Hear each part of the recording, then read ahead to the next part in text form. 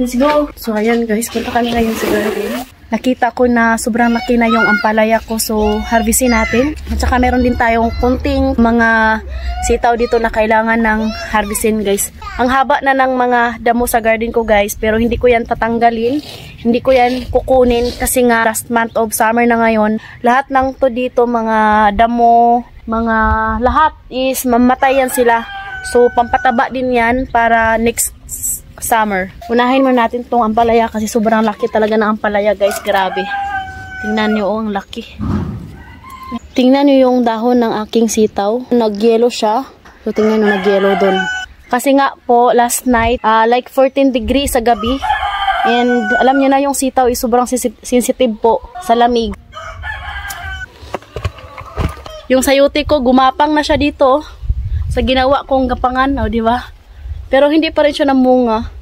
So, hintayin lang natin guys. Bigyan natin ng time kasi meron pa tayong 1 month. Ang daming mga talbos.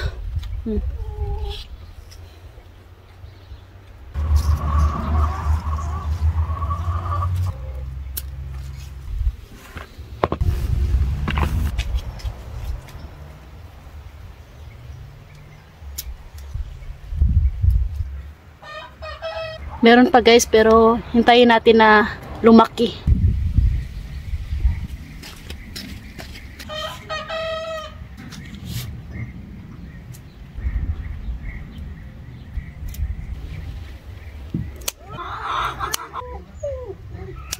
Ang haba guys, oh.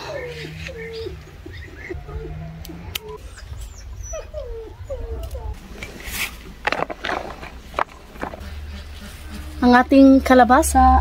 Aray. Tingnan nyo guys.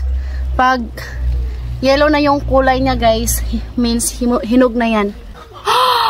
Oh my gosh! Hala, grabe ang laki nito guys. Ang laki ng kalabasa.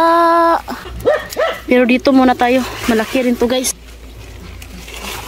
Woo! Kalabasa guys, sobrang laki. Tingnan nyo naman guys, so hindi ko malagay dito kasi sobrang laki. Sobrang bigat. Tingnan nyo, may laman na yung kamuti natin. Pero hindi pa ngayon ang tamang pang-harvest. Kutluan na to guys, oh. Tinanim ko to para may gulay. Ang dami na namang tumubong mga talbos.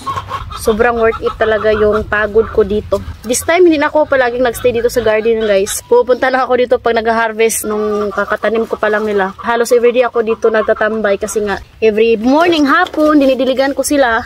So, nakita ko na yung pinaghirapan ko guys everyday.